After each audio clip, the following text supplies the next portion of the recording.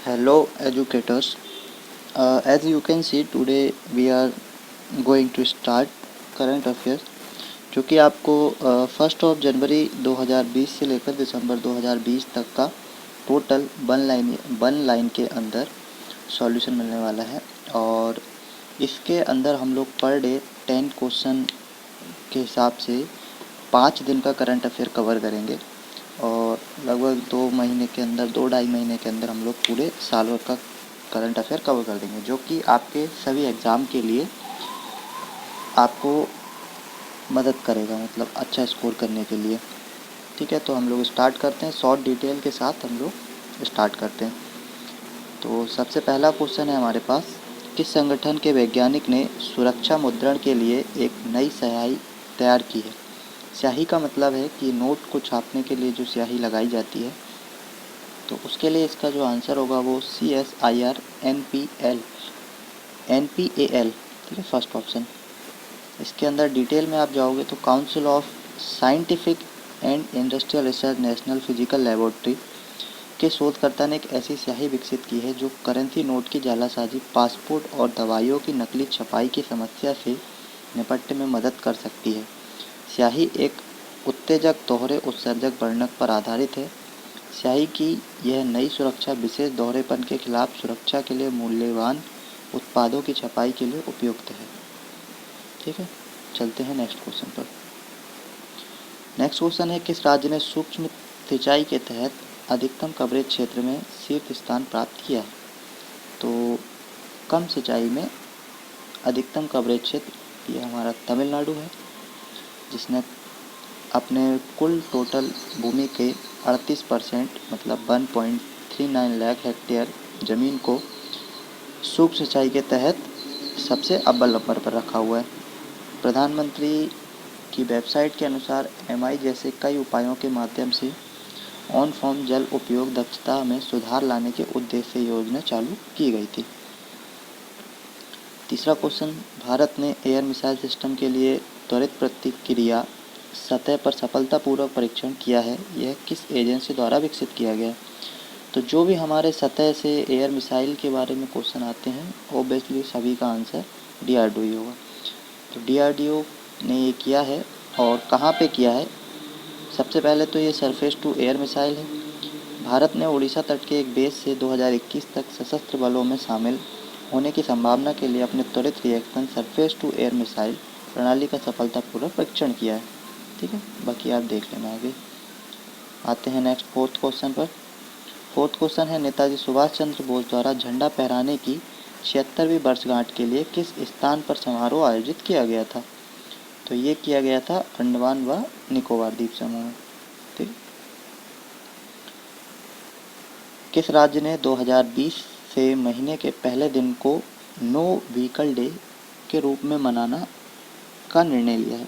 तो मुझे लगता है कि हर सिटी को ये काम करना चाहिए, मतलब हर स्टेट में ये लागू होना चाहिए। अच्छी बात है ना, पॉल्यूशन कम होगा। तो आंसर तो है इसका राजस्थान। ठीक है, बट सभी को करना चाहिए, अच्छी चीज़ होती है। जैसे कि हमें कोरोना काल में सिखाया भी है, कोरोना में पॉल्यूशन कितना कम हो गया था। सड़क सुरक्षा को बढ़ावा देने, वाहनों से होने वाले प्रदूषण को कम करने के लिए राजस्थान परिवहन विभाग ने 2020 के महीने के पहले दिन को नो व्हीकल डे के रूप में मनाने का निर्णय लिया है। ठीक है, तो जितना भी हो सके पॉल्यूशन, ठीक है, एक दिन से जितना भी हो जाए उतना कंट्रोल तो होगा, कम से कम कुछ तो कम होगा ही। छठवें क्वेश्चन पे आते हैं। सरकार ने हाल ही में central equipment register portal launch किया। यह किस मंत्रालय के अधीन आता है? तो ये सेंट्रल इक्विपमेंट रजिस्टर पोर्टल जो है, ये हमारे दूरसंचार विभाग द्वारा किया गया है। डिटेल है, 30 दिसंबर 2019 को चुराए गए मोबाइल फ़ोन को ट्रेस व ब्लॉक करने के लिए central equipment identity register web portal launch किया है। क्वेश्चन नंबर 7 पर आते हैं। सेना नियम 1954 में संशोधन के बाद चीफ ऑफ डिफेंस CDS की अधिकतम आयु सीमा क्या है? ठीक है, तो ये जो हमारे CDS की मैक्सिमम एज है वो है 65। 30 दिसंबर 2019 को निवर्तमान भारतीय सेना प्रमुख जनरल बिपिन रावत को भारत की प्रथम रक्षा कर्मचारी CDS नियुक्त किया गया है। CDS सरकार के रक्षा मंत्रालय का एक 4 सितार एकल बिंदु सैन्य सलाहकार है, जैसा कि 1999 में कारगिल समीक्षा समिति द्वारा सुझाव दिया गया था, जिसकी अध्यक्षता के सुब्रमण्यम ने की थी। CDS अधिकतम 65 वर्ष तक की सेवा करेगा और सैन्य मामलों के विभाग DMA का प्रमुख होगा, जैसे रक्षा मंत्रालय MOD के भीतर बनाया जाएगा और इसके सचिव के रूप में कार्य करेगा। ठीक है, पहले कार्यकाल 3 वर्ष का था या 62 वर्ष की सेनावृत्ति की आयु तक, जो भी पहले हो, लेकिन 65 में आयु सीमा निर्धारित करने के लिए सेना के नियम 1954 में बदलाव किए गए हैं। क्वेश्चन नंबर 8, संयुक्त राज्य महासभा UNGA द्वारा साइबर अपराध से निपटने के लिए नई संधि का मसौदा तैयार करने के लिए किस देश के प्रस्ताव को मंजूरी दी गई? तो नन ऑफ अदर रसिया, हमारा प्यारा मॉस्को सबसे अव्वल है हैकिंग के अंदर। तो 29 दिसंबर 2019 को संयुक्त राज्य महासभा UNG ने एक नई रूसी प्रस्ताव के लिए अपनी मंजूरी दे दी है, जो साइबर अपराध से निपटने के लिए नई अंतर्राष्ट्रीय संधि का मसौदा तैयार करेगा।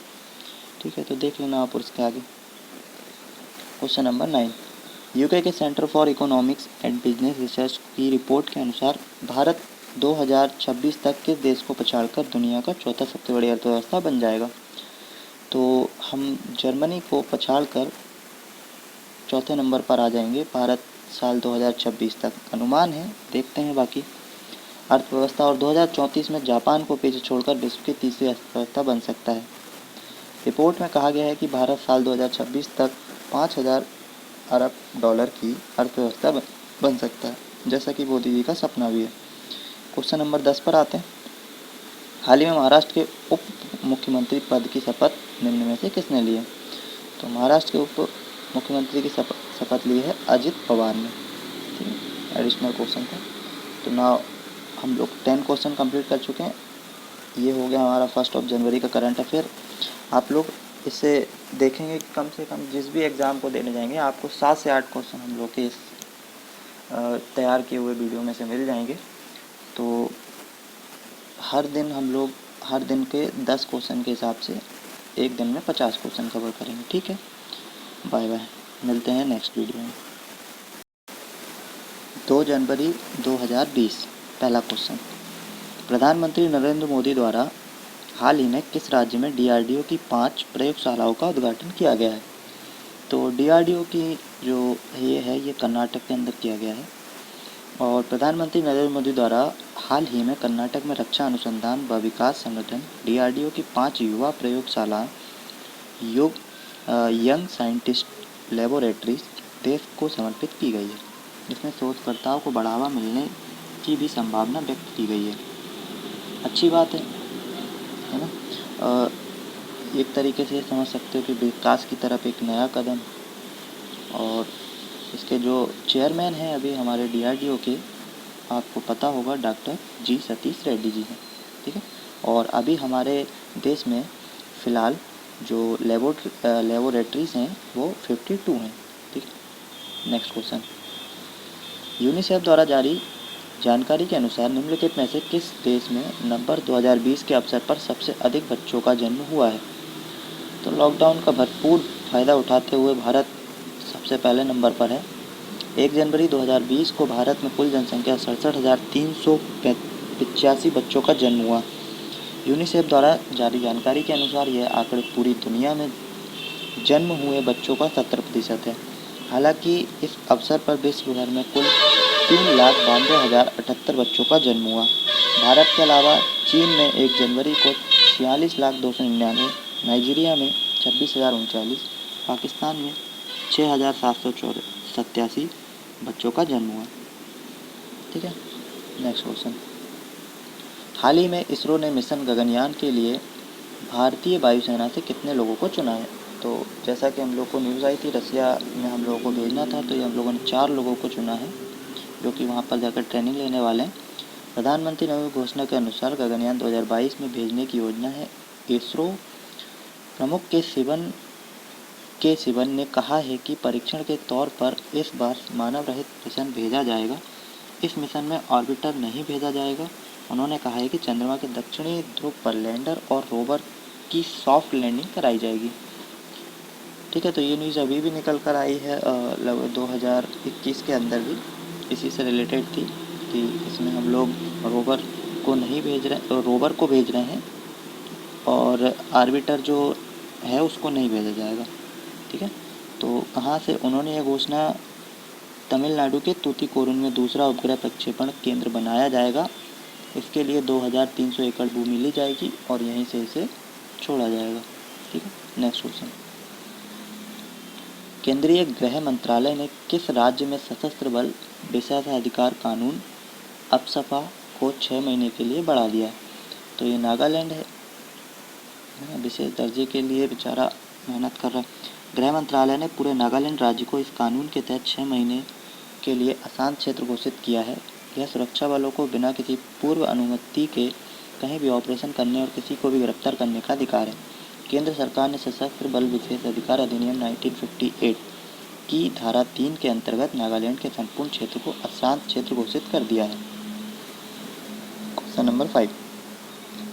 बिहार सरकार ने किस पूर्व केंद्रीय मंत्री की जयंती 28 दिसंबर को हर साल राजकीय समारोह के रूप में मनाने के फैसले को मंजूरी दे दी है? तो ये हैं अरुण जेटली। अरुण जेटली जी की मुख्यमंत्री नीतीश कुमार ने पटना में 28 दिसंबर को जेटली की प्रतिमा का अनावरण किया था। पूर्व केंद्रीय वित्त मंत्री अरुण जेटली का इस साल 24 अगस्त को दिल्ली में स्थित अखिल भारतीय आयुर्विज्ञान संस्थान एम्स में निधन हो गया। 2014 में मोदी सरकार के पहले कार्यकाल के दौरान वित्त मंत्री रहे और उन्हें नोटबंदी व जीएसटी जैसे अहम फैसले लिए थे। अरुण जेटली का जन्म 28 दिसंबर 1952 को हुआ था। Next question. आरबीआई ने हाल ही में किस नाम से एक मोबाइल ऐप जारी किया है जिससे मदद से दृष्टिबाधित लोग भी करेंसी नोट का मूल्य जान सकेंगे? तो इसका नाम है मनी ऐप। मनी ऐप से जो दृष्टिहीन लोग हैं वो असली नोट की पहचान कर सकते हैं। Next question. श्रम मंत्रालय ने कर्मचारियों की शिकायतों के समाधान और ज़मीनी स्तर पर श्रम कानूनों के प्रभावी क्रियान्वयन के लिए किस नाम से पोर्टल लॉन्च किया है? अच्छा, एसएससी और अदर एग्ज़ाम जो होते हैं कंपटीशन में, उसमें हमारे मैक्सिमम समय पर ये जो किसका हम लोगों ने, जैसे कि किसने किस पद पर आया, कौन उस पद से रिटायर हुआ, इस टाइप के क्वेश्चन ज़्यादा पूछे जाते हैं। तो वन लाइनर में हमारे लिए परफेक्ट है ये। ठीक है, तो ये संतुष्ट ऐप जो है लॉन्च किया है जिसमें ये अपनी जो बीमा है, स्वास्थ्य संबंधित है, इन सब जानकारियों को प्राप्त कर सकेंगे। ठीक है, नेक्स्ट क्वेश्चन। हाल ही में किस देश ने कोरल रीफ को प्रदूषित होने से बचाने के लिए देश में सनस्क्रीन पर प्रतिबंध लगाने की घोषणा की? तो ये है पलाऊ। ठीक है, ये इसकी डिटेल है।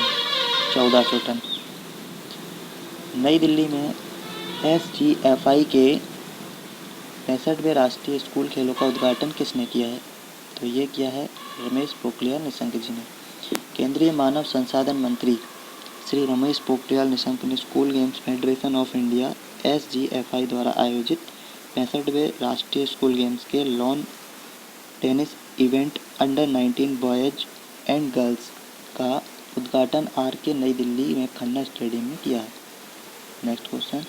ICC टेस्ट रैंकिंग के अनुसार 2019 के शीर्ष रैंक वाले बल्लेबाज कौन बन गए? तो ये है विराट कोहली। ठीक है, मिलते हैं नेक्स्ट वीडियो में। 3 जनवरी। कौन सा देश बैटली कलोआ हवाई अड्डे को अंतर्राष्ट्रीय हवाई अड्डे के रूप में विकसित करेगा? तो नाम से ही समझ आ रहा होगा, बैटली कलोआ श्रीलंका है ना। श्रीलंकाई सरकार ने कहा है कि पूर्वी प्रांत में बट्टिल कलोआ हवाई अड्डे को भारतीय सहायता के साथ एक अंतर्राष्ट्रीय हवाई अड्डे के रूप में विकसित करेगा। ठीक है, नेक्स्ट क्वेश्चन। किस देश ने उपयोगकर्ता के डेटा के अनुचित बंटवारे के लिए फेसबुक पर 1.6 मिलियन रुपए का जुर्माना लगाया है? तो ये ब्राज़ील ने लगाया है फेसबुक के ऊपर जुर्माना।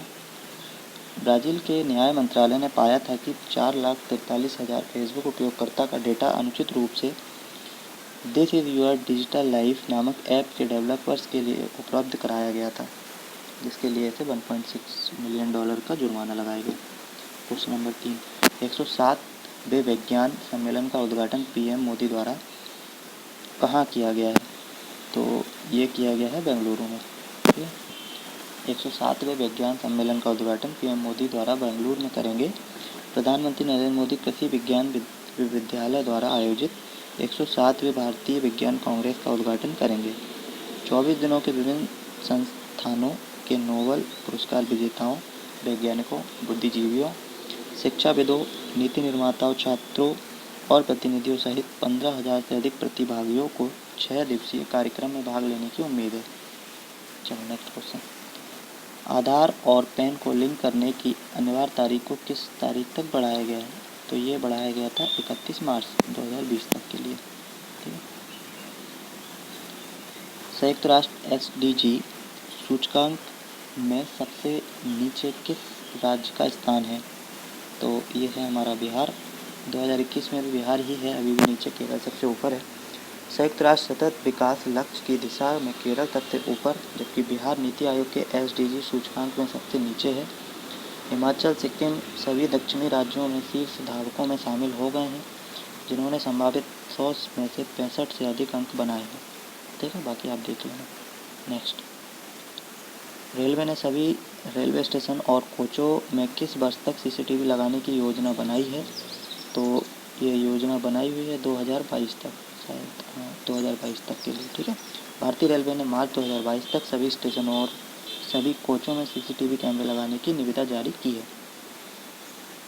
भारतीय रेलवे का अहमदाबाद मुंबई रूट पर किस ट्रेन के दूसरे प्रीमियम को हरी झंडी दिखाई गई है?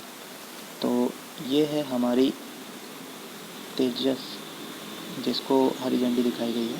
IRCTC द्वारा चलाई जाने वाली तेजस दूसरी प्रीमियम ट्रेन है। लखनऊ दिल्ली तेजस एक्सप्रेस के सफल संचालन के बाद अहमदाबाद और मुंबई के बीच दूसरी प्रीमियम तेजस ट्रेन चलाने के लिए तैयार किया गया।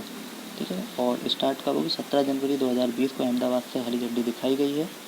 ट्रेन का वाणिज्यिक संचालन 19 जनवरी 2020 से अहमदाबाद से शुरू होगा। ठीक है, तो बैठो और मजे लो। चलो नेक्स्ट क्वेश्चन, किस एसोसिएशन ने 2022 राष्ट्रमंडल खेलों के लिए काल बहिष्कार करने की अपनी धमकी वापस ले ली है?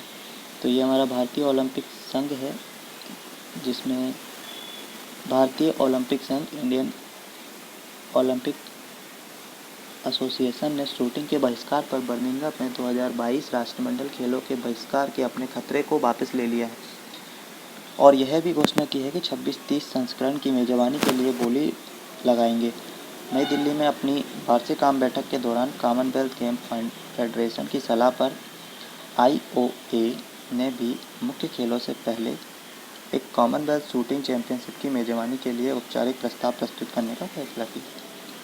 ठीक है, उसके बाद ये CWG कॉमनवेल्थ गेम से खेल बहिष्कार के लिए बॉडी बनना, CGF के मतलब कोर ग्रामेटिकल फंक्शन, इसमें हम लोग बर्मिंघम को भाग लेने की पुष्टि, भारत का स्वागत किया। ठीक है, आगे चलते हैं नेक्स्ट क्वेश्चन पर। भारतीय रेलवे ने किस रेलवे स्टेशन पर नई यात्री अनुकूल सूचना प्रणाली शुरू की है? तो ये की है अनकपल्ले पर। ठीक है, ये अनकपल्ले विजयवाड़ा रेलवे स्टेशन डिवीज़न पर जो रेलवे है यात्री सूचना प्रणाली में दोनों झलक डिस्प्ले शामिल किए गए हैं, जिसमें पहला झलक डिस्प्ले में हम लोग ट्रेन समय की स्थिति देखेंगे और दूसरे कोच डिस्प्ले में कोच की जो डिस्प्ले होगी कि किस तरह से संरचना है और किस तरह से विभाजित की गई है। ठीक है, यहाँ पे यह समय पर केंद्रीकृत रेलवे सूचना प्रणाली CRIS का मतलब है सेंटर फॉर रेलवे इंफॉर्मेशन, स्वचालित रूप से अपडेट किए गए डेटा को स्वचालित रूप से लेकर किया जाता है। ठीक है, मतलब डेली जो ट्रेन चलेगी उसको डेली का जो अपडेट होगा उसके हिसाब से उसको रखा जाएगा। क्वेश्चन नंबर 10, निम्नलिखित में से किस फिल्म को 92 ऑस्कर अवार्ड के नामांकन के लिए बेस्ट फीचर फिल्म की श्रेणी में शामिल किया गया? तो ये है द लास्ट कलर। विकास खन्ना द्वारा निर्देशित एवं नीता गुप्ता अभिनीत फिल्म द लास्ट कलर को 92वें ऑस्कर अवार्ड के नामांकन के लिए फीचर फिल्म की श्रेणी में शामिल किया गया। ठीक है, तो हमारे कंप्लीट हो गए। मिलते हैं नेक्स्ट वीडियो में। 4 जनवरी करंट अफेयर। पहला क्वेश्चन है, भारतीय अंडर 19 के टीम के साथ विश्व कप खेल चुके मनजोत कलारा को उम्र धोखाधड़ी मामले में रणजी ट्रॉफी खेलने से कितने साल के लिए निलंबित किया गया है? तो इनको किया गया है 1 साल के लिए। ठीक है, आ जाओ नेक्स्ट क्वेश्चन पे।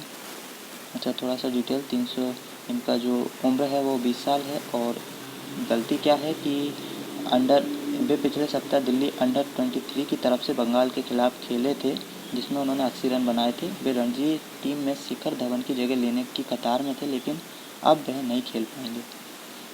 ठीक है, तो 20 साल की उम्र है, 23 उन्होंने खेल लिया था, इसलिए 1 साल का नहीं खेल पाएंगे वो।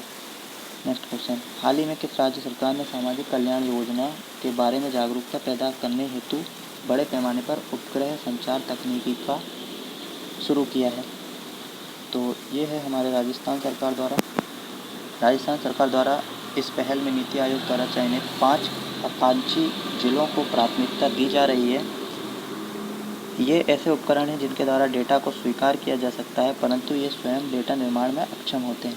ऐसे उपकरणों के माध्यम से दूर दराज के क्षेत्रों में विभिन्न जानकारियाँ पहुँचाने में सहायता मिलती है।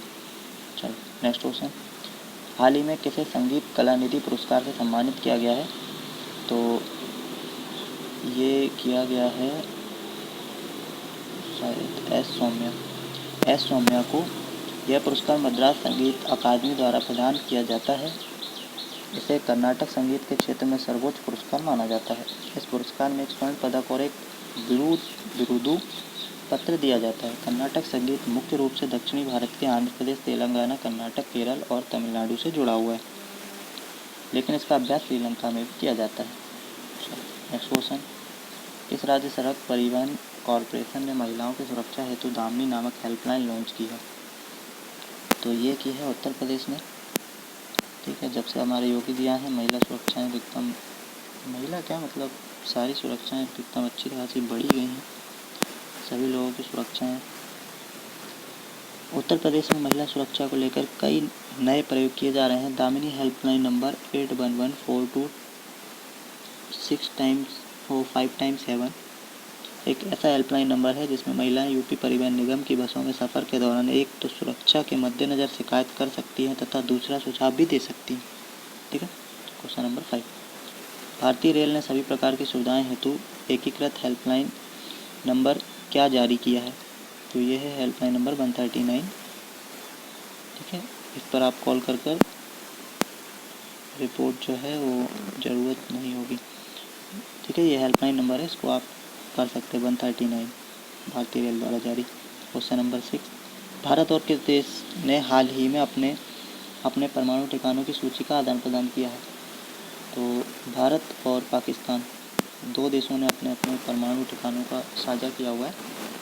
31 दिसंबर 1988 को हस्ताक्षर किए गए थे। यह जनवरी 1991 को लागू हुआ था। यह आदान प्रदान आपसी विश्वास में वृद्धि करने के लिए भी काफ़ी उपयोगी है। चलो नेक्स्ट क्वेश्चन,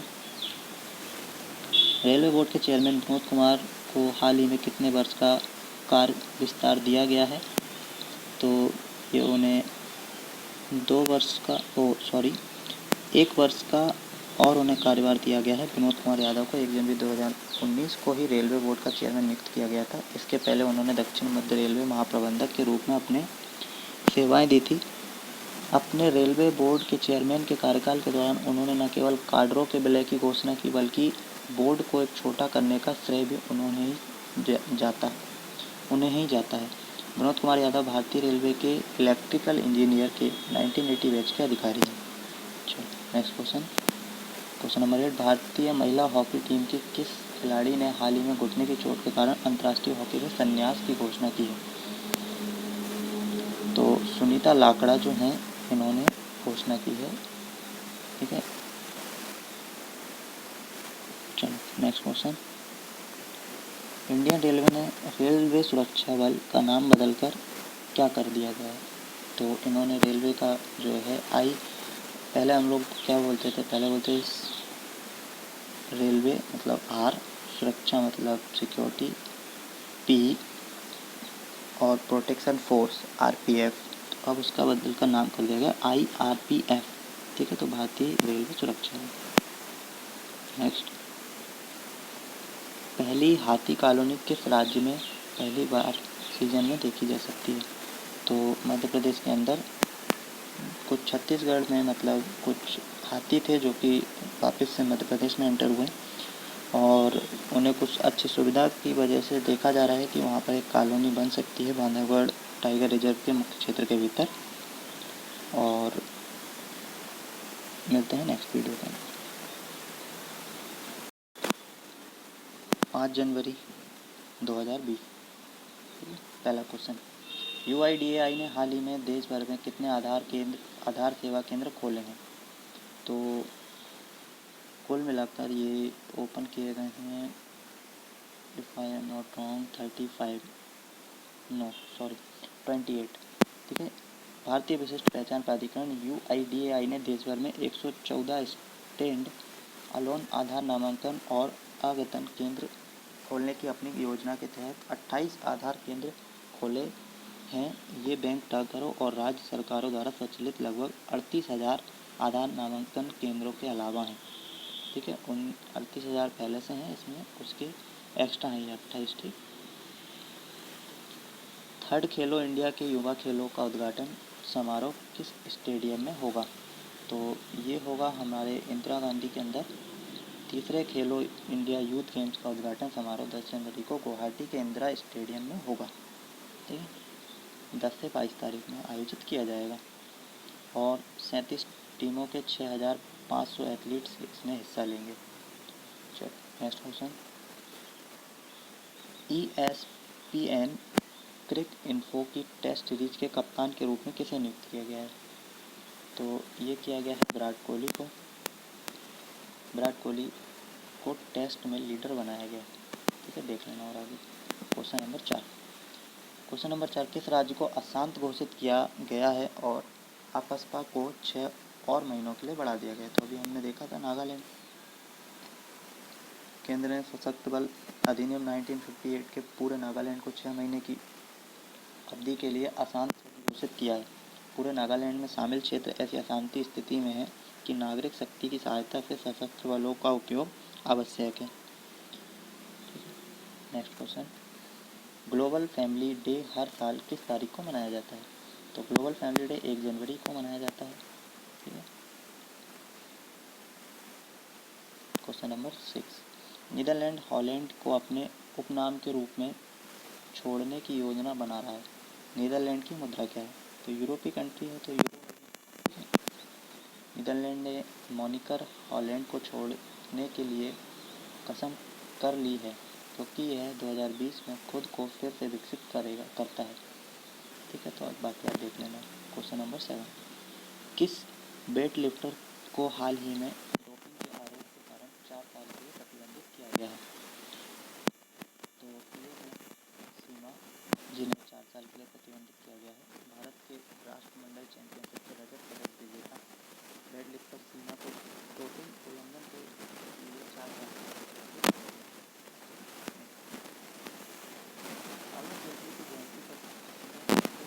जारी की है, जिसमें the restless man the magnificent of Arun शामिल है। तो ये की है प्रणब मुखर्जी वेंकैया नायडू जी ने। वेंकैया नायडू ने नई दिल्ली में पूर्व वित्त मंत्री अरुण जेटली की जयंती पर एक पुस्तक जारी की है जिसका शीर्षक था नई दिल्ली में the restless man the magnificent of Arun, ठीक है। चलो आगे बढ़ते हैं। क्वेश्चन नंबर 9, अंतरिक्ष यात्री क्रिस्टिना कोच ने सबसे लंबी एकल अंतरिक्ष उड़ान के लिए किस महिला अंतरिक्ष यात्री का रिकॉर्ड तोड़ा है? तो ये उन्होंने रिकॉर्ड तोड़ा है ये तोड़ा है पैगी विटसन। पैगी विटसन अंतरिक्ष यात्री क्रिस्टिना कोच ने जिस इंटरनेशनल स्पेस स्टेशन में लॉन्च किया गया ने अंतरिक्ष में अपने 289वें दिन को चिन्हित किया। एक महिला द्वारा सबसे लंबे समय तक एकल अंतरिक्ष उड़ान के लिए सेवानिवृत्ति अंतरिक्ष यात्री पैगी विटसन के विश्व रिकॉर्ड को तोड़ दिया है, ठीक है। नेक्स्ट क्वेश्चन, पूर्व विश्व चैंपियन मीराबाई चानू ने अंतर्राष्ट्रीय भारोत्तोलन महासंघ द्वारा जारी ओलंपिक क्वालिफायर रैंकिंग सूची में किस स्थान बरकरार रखा है? तो शायद ये 5वां है, सॉरी 8वां, ठीक है। 8वां स्थान इन्होंने रखा हुआ है बरकरार। मीराबाई चानू एक भारतीय भारोत्तोलन खिलाड़ी है। चानू ने विश्व चैंपियनशिप तथा राष्ट्रमंडल खेलों में पदक जीते हैं। उन्हें खेल के क्षेत्र में योगदान के लिए भारत सरकार से पद्मश्री पुरस्कार मिल चुका है। चानू ने साल 2014 राष्ट्रमंडल खेलों में 48 किलोग्राम श्रेणी में रजत पदक जीता था तथा गोल्ड कोस्ट में हुए 2018 संस्करण में विश्व कीर्तिमान के साथ स्वर्ण पदक जीता था। ठीक है, तो ये हमारे कंप्लीट हो गए हैं। हम लोग नेक्स्ट दिन देखेंगे 6 जनवरी से। ठीक है, देखो अभी मैं भी काफ़ी टाइम से पढ़ा नहीं हूँ, तो 2-3 क्वेश्चन तो मेरे ही गलत हो गए। ठीक है, तो रिवीजन ज़रूरी है। मिलते हैं नेक्स्ट वीडियो में। Thank you, like and share.